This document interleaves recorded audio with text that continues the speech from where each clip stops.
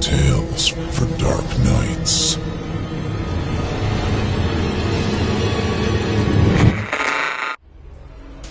The following performance is a second-round entry in the 2016 Evil Idol competition, and you, the listener, get to help decide who wins. Like what you hear? Click the thumbs up. Don't care for it? Click the thumbs down. Good luck to all of our contestants.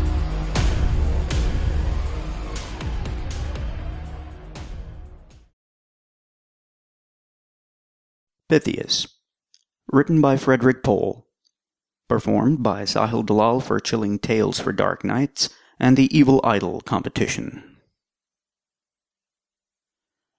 Sure, Larry cannot save my life, but it was how he did it that forced me to murder him. I am sitting on the edge of what passes for a bed. It is made of loosely woven strips of steel, and there is no mattress. Only an extra blanket of thin olive drab. It isn't comfortable. But of course, they expect to make me still more uncomfortable. They expect to take me out of this precinct jail to the district prison, and eventually to the death house. Sure, there will be a trial first, but that is only a formality. Not only did they catch me with the smoking gun in my hand, and Connaught bubbling to death through the hole in his throat, but I admitted it. I, knowing what I was doing, with, as they say, malice aforethought, deliberately shot to death Lawrence Connaught. They execute murderers, so they mean to execute me. Especially because Lawrence Connaught saved my life. Well, there are extenuating circumstances. I do not think they would convince a jury. Connaught and I were close friends for years. We lost touch during the war. We met again in Washington a few years after the war was over. We had, to some extent, grown apart. He had become a man with a mission. He was working very hard on something, and he did not choose to discuss his work. And there was nothing else in his life on which to form a basis for communication. And well, I had my own life too. It wasn't scientific research in my case. I flunked out of med school while he went on.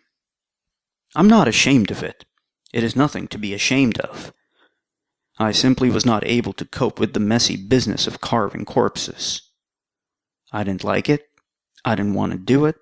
And when I was forced to do it, I did it badly. So I left. Thus I have no string of degrees, but you don't need them in order to be a Senate guard. Does that sound like a terribly impressive career to you? Of course not. But I liked it. The senators are relaxed and friendly when the guards are around. And you learn wonderful things about what goes on behind the scenes of government. And a Senate guard is in a position to do favors. For newspaper men who find a lead to a story useful. For government officials who sometimes base a whole campaign on one careless, repeated remark. And for just about anyone who would like to be in the visitors' gallery during a hot debate. Larry Connaught, for instance. I ran into him on the street one day, and we chatted for a moment, and he asked if it was possible to get him in to see the upcoming foreign relations debate. It was. I called him the next day and told him I had arranged for a pass. And he was there, watching eagerly with his moist little eyes, when the secretary got up to speak, and there was that sudden, unexpected yell, and the handful of Central American fanatics dragged out their weapons and began trying to change American policy with gunpowder. You remember the story, I suppose. There were only 3 of them, 2 with guns, 1 with a hand grenade. The pistolmen managed to wound 2 senators and a guard. I was right there, talking to Connaught. I spotted the little fellow with the hand grenade and tackled him. I knocked him down, but the grenade went flying, pin pulled, seconds ticking away. I lunged for it. Larry Connaught was ahead of me. The newspaper stories made heroes out of both of us. They said it was miraculous that Larry, who had fallen right on top of the grenade, had managed to get it away from himself and so placed that when it exploded, no one was hurt. For it did go off, and the flying steel touched nobody. The papers mentioned that Larry had been knocked unconscious by the blast. Oh, he was unconscious all right. He didn't come to for 6 hours, and when he woke up, he spent the next whole day in a stupor. I called on him the next night. He was glad to see me. "Oh, that was a close one, Dick," he said. "Take me back to Tarawa." I said, "I guess you saved my life, Larry." "Nonsense, Dick. I just jumped. Lucky, that's all." "The papers said you were terrific. They said you moved so fast, nobody could see exactly what happened." He made a deprecating gesture, but his wet little eyes were wary. "Nobody was really watching, I suppose." "I was watching," I told him flatly. He looked at me silently for a moment. "I was between you and the grenade," I said. "You didn't go past me, over me, or through me, but you were on top of the grenade." He started to shake his head. I said, "Also, Larry, you fell on the grenade. It exploded underneath you. I know, because I was almost on top of you, and it blew you clear off the floor of the gallery." "Did you have a bulletproof vest on?" He cleared his throat. "Well, as a matter of—" "Cut it out, Larry. What's the answer?" He took off his glasses and rubbed his watery eyes. He grumbled. "Don't you read the papers?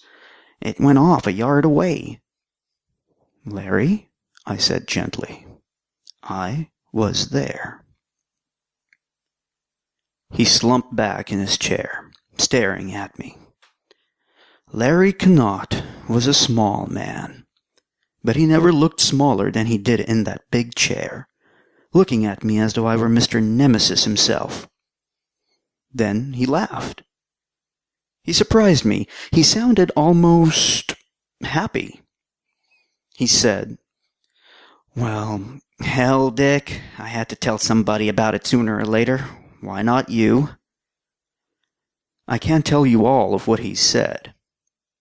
I'll tell most of it, but not the part that matters.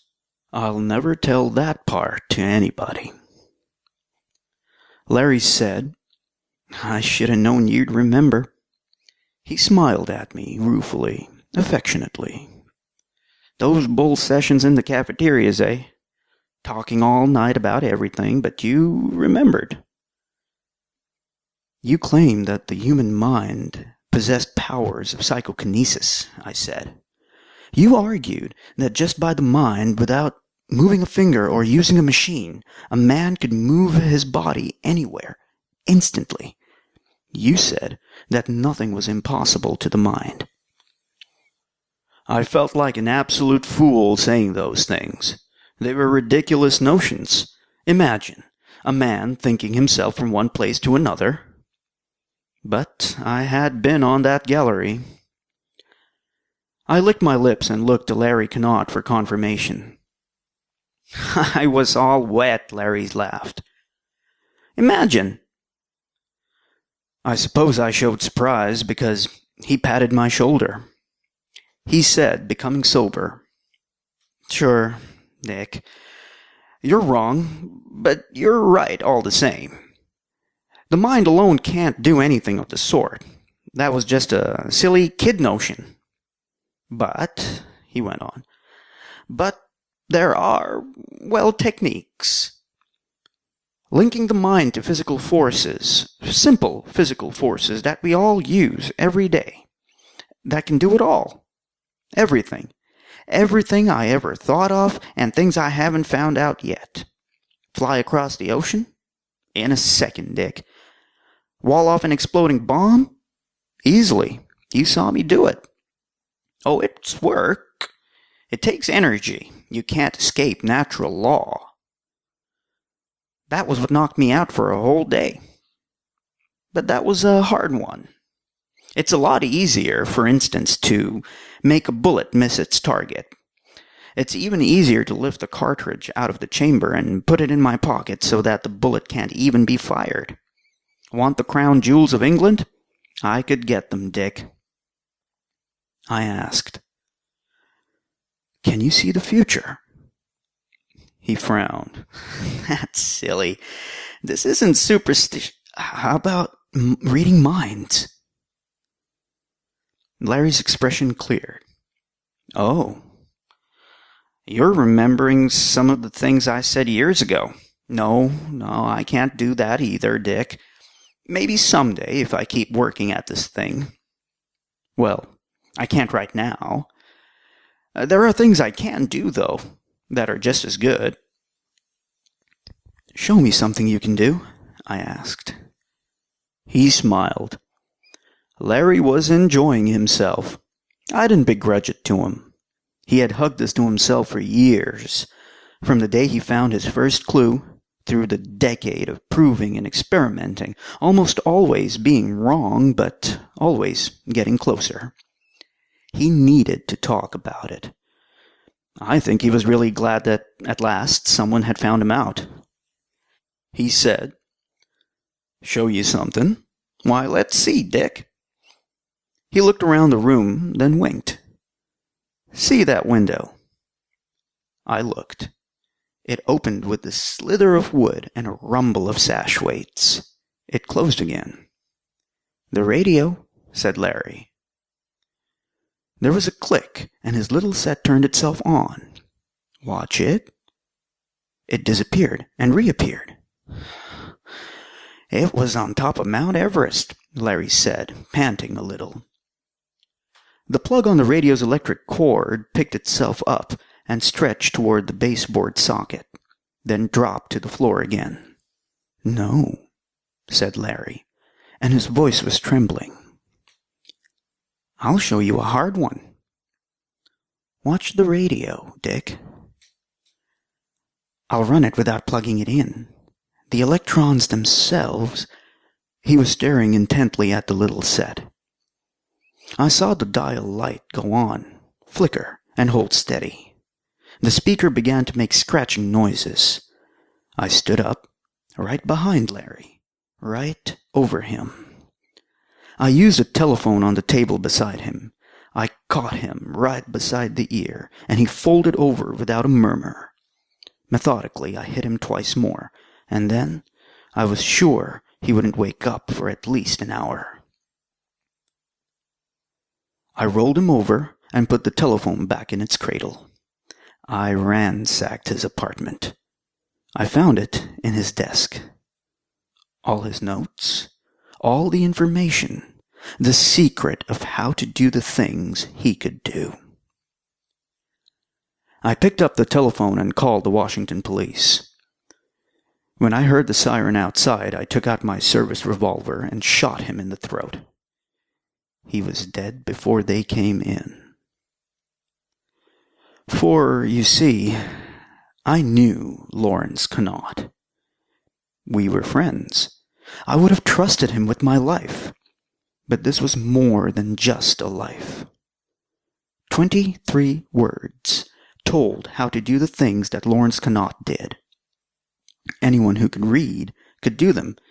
Criminals, traitors, lunatics. The formula would work for anyone. Lawrence Connaught was an honest man, and an idealist, I think. But what would happen to any man when he became God? Suppose you were told 23 words that would let you reach into any bank vault, peer inside any closed room, walk through any wall. Suppose pistols could not kill you.